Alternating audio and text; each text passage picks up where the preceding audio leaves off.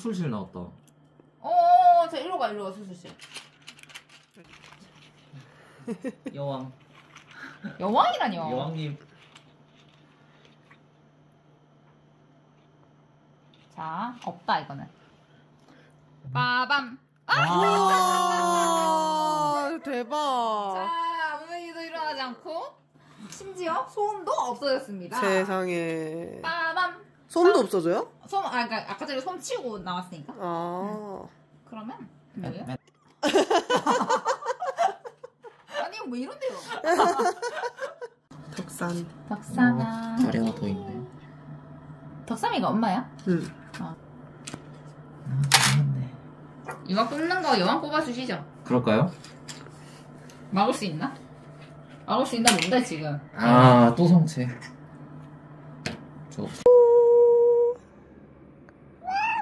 어이쿠 왔어 잘구 아이쿠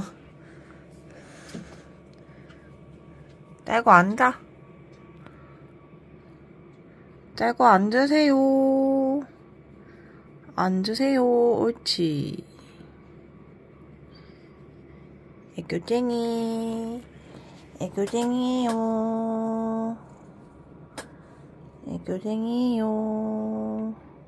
될 거야.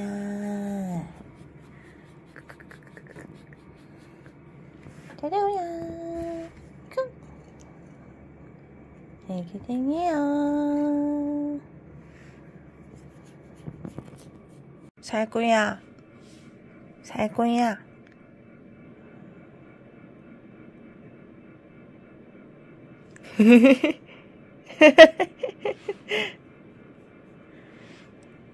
자기야.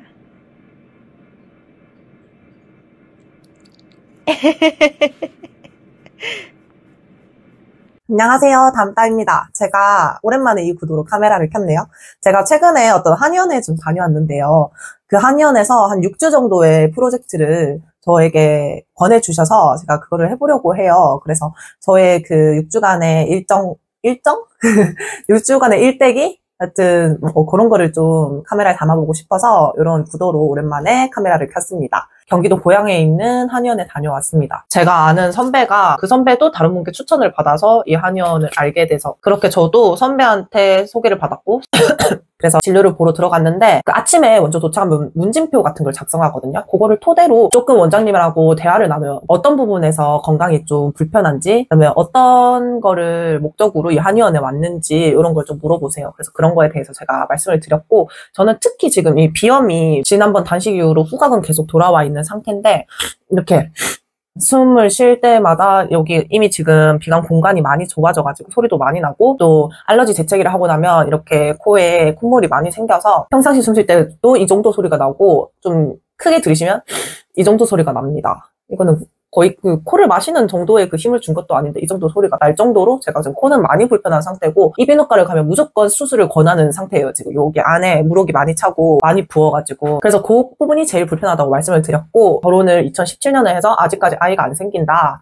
근데 난임병원에 가도 딱히 원인을 못 찾고 있다, 뭐 이런 말씀을 좀 드렸어요. 그러고 나니까는 원장님이 그 진료실 안에 침대가 있는데 거기 누우라고 하시더라고요. 그래서 거기 누웠더니 대배를 이만큼 걷어 올리시고 이제 복진을 해주셨어요. 이렇게 막 누르고 뭐 숨 들이셔라 내셔라 뭐 하시면서, 근데 막 하시면서 막 웃으시는 거예요. 그래서 제가 약간 그 아기배거든요. 그 뭐 무슨 배라지? 올챙이배? 여기가 좀 많이 튀어나와 있는 배라서 그게 웃겨가지고 좀 웃으시는 줄 알고, 아 배가 많이 튀어나왔죠 하니까 원장님이 아니 그게 아니고 너무 이유를 알 것 같아서 웃었대요. 딱 만져보니까 제가 가지고 있었던 비염이랑 뭐 다른 불편한 점들 몇 개랑 뭐 임신이 안 되는 이유, 이걸 다 아시겠다고 하시는 거예요. 당신은 소양입니다 라고 하시더라고요. 소양인 중에 또 다른 체질이 또 여기는 나뉘어요. 원래는 그 사체질이라 하잖아요. 사상체질? 뭐 그거 태양인, 태음인, 소양인, 소음인 요건데 그중에서는 소양인이란 거고, 근데 이 한의원에서는 여기서 2개씩 더 뻗어나가서 태양인 중에서도 2개, 태음인 중에서도 2개, 소양인 중에서도 2개 이렇게 되는데, 저는 요 2개 중에 토양체질이라고 하셨습니다. 그렇게 침까지 맞고 다시 일어나서 진료 환자에 앉아서 상담을 했는데요. 요런 책자를 주셨고, 요게 몇 장이 돼요. 지금 보면은 제일 먼저 제 체질에 대한 책자에 대해서 간략하게 말씀드리면 이렇게 토양체질이라고 적혀 있고요. 이 토양체질인 사람에 대해, 그리고 저에 대해 한의사 선생님이 말씀을 해주셨는데, 저는 굉장히 위가 크고 또 위가 뜨거운 사람이래요. 그래서 속이 뜨거운데, 속이 뜨거운 게 게 위에 집중되어 있기 때문에 다른 장기에 열이 고르게 분포되기가 어렵다고 해요. 그래서 위에 열이 모여 있기 때문에 생식기 쪽으로도 열이 잘 안 가서 이 활동이 잘 안 됐을 거라고 하시더라고요. 그래서 요거를 좀 체질을 조화롭게 만들어주면 제가 임신이 금방 될 거라고 하시더라고요. 근데 지금 제 몸 상태를 보아하니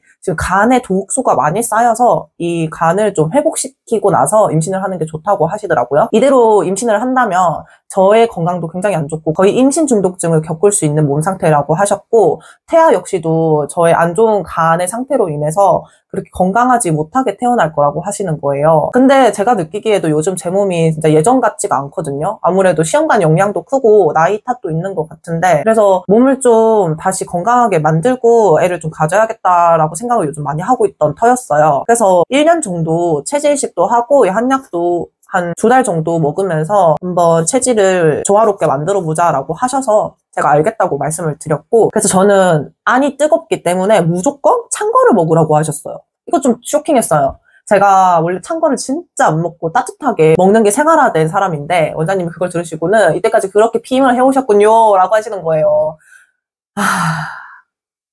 얼마나 이게 뭔가 띵한 그런 기분이었는지. 그리고 또 소양이는 겉이 차가운 사람이래요. 안은 뜨겁고 겉이 차가운 사람이라서 겉을 따뜻하게 해야 된대요. 저는 그러니까 목도리나 뭐 방한용품 같은 거를 해서 겉에 몸을 따뜻하게 하고, 먹는 거는 아내가 막 활활 타니까 차가운 거를 먹어서 진정을 시켜줘야 되는 그런 몸이었던 거예요. 근데 뭐 저는 원래는 추위를 많이 탔었는데 한 2년 전쯤부터 추위를 되게 안 타게 돼서, 그래서 겨울에도 막 그렇게 방한용품을 열심히 하고 다니지 않고 그랬었는데, 알고 보니 원장님이 제가 몸이 따뜻해진다는 거는 제가 몸이 나빠지고 있다는 신호라고 하시더라고요. 그래서 이 소양인들은 좀 추워야 한다고 합니다. 추울 때 춥다고 느껴야 건강한 상태래요. 그리고 손발이 차야 한대요. 근데 제가 손 진짜 따뜻하거든요. 그래서 이 소양인의 건강의 척도를 알 수 있는 방법이 이 손발의 온도인데, 원래 몸이 나빠지는 순서가 손이 따뜻해진 다음에 발이 따뜻해진대요. 그래서 치료를 하다 보면 거꾸로 몸이 최근에 안 좋아지는 걸 보여주는 그 증상부터 치료가 된다 해요. 그래서 발이 차가워질 거고, 그 다음 손이 차가워지면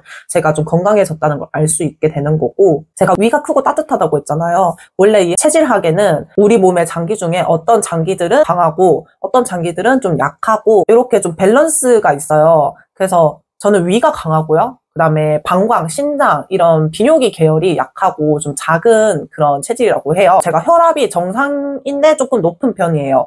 요것도 저번 한의원과 같은 말을 해주셨어요. 제가 혈압이 좀 낮은 편에 속해야 건강하다고요. 지금 혈압이 올라갔다는 것도 건강에 안 좋다는 지표라고 여기 이렇게 적어주셨어요. 95에 61대가 저는 되게 건강한 혈압이래요.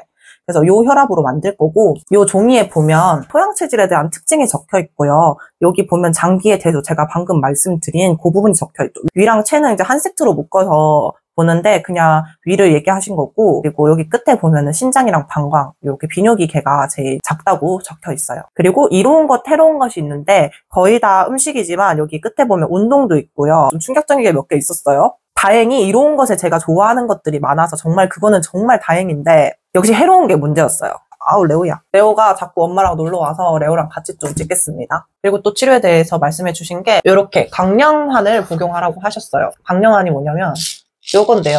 제가 한의원을 갔다 와서 바로 하이난 4박 6일 여행 일정이 있어서 바로 체질식을 들어갈 수가 없어서 이 환이랑 한약부터 먹기 시작했는데요. 그중에 환이 요거예요. 강령환.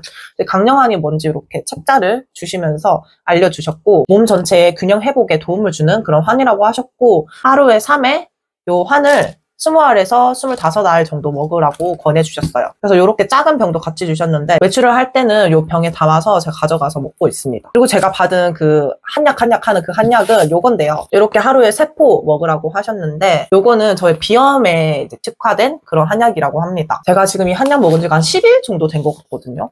근데 진짜 비염이 많이 좋아지긴 했어요. 진짜 최근에 진짜 잠을 못 잘 정도로 비염이 되게 심했는데 요거 먹고 그래도 잠도 잘 자고 코가 양쪽 다 뚫려있는 엄청난 성과를 지금 경험하고 있습니다. 근데 이게 이때까지 먹어본 한약 중에 제일 맛이 없어요. 진짜 엄청나게 좀 쓰고 제 맛이 없습니다. 그냥 원래 한약이 뭐 다 맛없는 거 아니냐 하시겠지만 이거 진짜 맛없어요.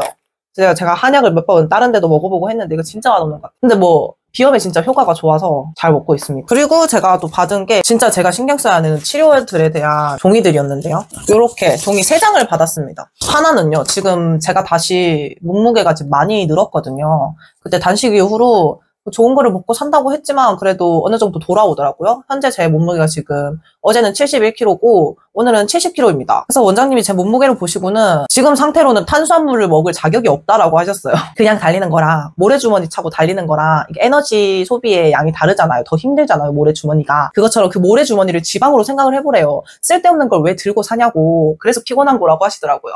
그래서 일단 제일 중요한 게 체중을 줄여야 된대요. 지방을 걷어내야 되는 건데, 그래서 다이어트를 권해주셨습니다. 요약을 하자면 하루에 440g 돼지고기 살코기랑 껍데기를 먹으라는 거예요. 근데 이것만 먹어요. 대신에 정말 다행인 거는 수육 먹을 때 간장이나 된장, 새우젓을 찍어 먹으면 된다고 돼 있어요. 막 다른 거 딱 2가지 먹을 수 있는데 커피랑 보리차만 먹을 수 있어요. 하루에 2리터는 먹으라고 되어 있는데 제가 원래 물을 잘 안 먹는 사람이라 제가 이 다이어트를 지금 어제부터 시작했거든요. 근데 2리터는 진짜 못 먹겠더라고요. 여기서 또 문제인 게 수육을 삶을 때도 저한테 이로운 것만 넣어서 삶아야 된다는 거예요. 근데 수육 삶을 때 보통 뭐 넣습니까? 양파, 생강, 후추 이런 잡내 잡을 수 있는 거 넣는데 그게 다 저한테 해로운 거라서 어떡하지 하다가 제가 어제 된장이랑 월계수잎도 왠지 안 될 것 같은데 일단 안 적혀 있거든요. 근데 안 적혀 있는 걸 안 먹는 게 좋다고 하는데 근데 제가 그 고기 사러 간 식육점에서 월계수잎을 챙겨주셔가지고 수육한다고 하니까 그래서 그냥 넣었어요. 다행히 잡내도 안 나고 맛있게 잘 되더라고요. 그래서 이번에는 한 된장만 넣고 지금 끓여볼까 좀 생각도 하고 있고 아니면 제 체질에 블랙커피가 잘 맞대요. 그래서 블랙커피를 좀 넣어서 수육을 할까 싶기도 해요. 그래서 어제부터 먹기 시작한 그 첫 수육 영상이 요거예요. 이렇게 하루 440g, 요건 440g은 아니에요. 한 끼니까. 여튼 이 440g의 수육을 6주 동안 수육만 보리차와 커피를 곁들여 새우젓과 된장, 간장을 찍어서 먹어야 합니다. 이게 끝나고 나면 제가 한 12kg 정도 줄어 있을 거라고 얘기를 하시더라고요.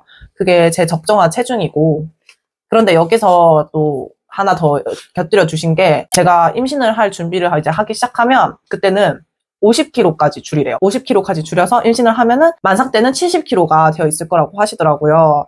그렇게 조절을 할 거라고 하셨고 근데 제가 아가씨 때 59kg까지는 가봤거든요. 지금 71kg에서 시작하는데 여기 적혀 있는 걸 보면 59kg까지 뺀대요. 우와.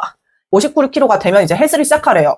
헬스를 하면서 59kg 유지하다가 이제 내년쯤에 임신 준비하면은 50kg가 되면 이제 임신을 하라고 하셨습니다. 그게 제가 건강한 임신 기간을 보낼 수 있는 방법이라고 하셨고 그리고 다른 종이들도 알려드리자면 여기는 간에 있는 독소를 빼는 거를 굉장히 중요하게 여기는 한의원이에요. 그래서 간 해독을 하게 되는데요. 이렇게 간 해독할 때 건강 나쁘면은 뭐 구역 구토 이렇게 힘들 수 있다 이런 게 적혀 있고요. 준비물은 올리브유 또는 아보카도 오일 무가당, 당이 첨가되어 있지 않은 포도즙, 생수, 계란컵이 필요해요.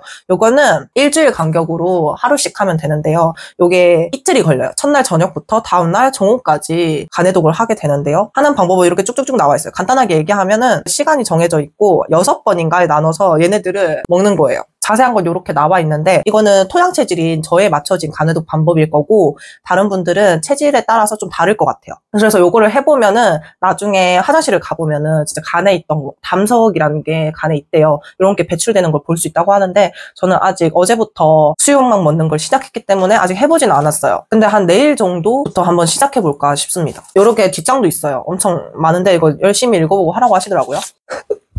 그리고 왠지 제일 힘들 것 같은 마지막 종이가 있는데 이게 뭔지 좀 느껴지시나요? 이거 간장을 해야 된대요.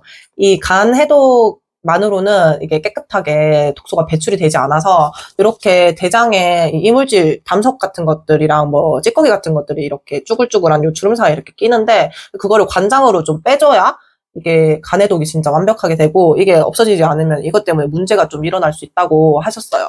그래서 이 간 해독에 관해서 또 설명이 이만큼 있고요. 요거는 자기 전 매일 하라고 하십니다. 오늘 밤에 당장 해볼 건데 진짜 걱정됩니다. 요거는 영상으로 남기지 않을 생각이에요.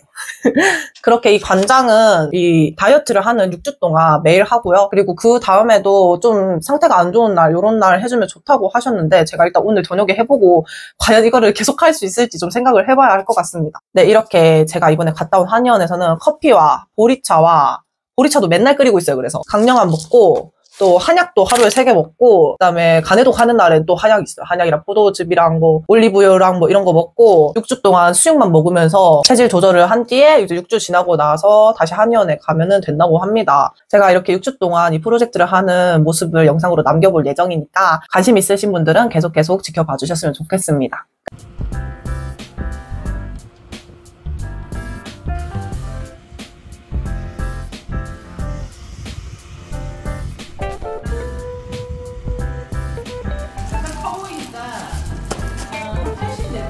전부 초록색이셔.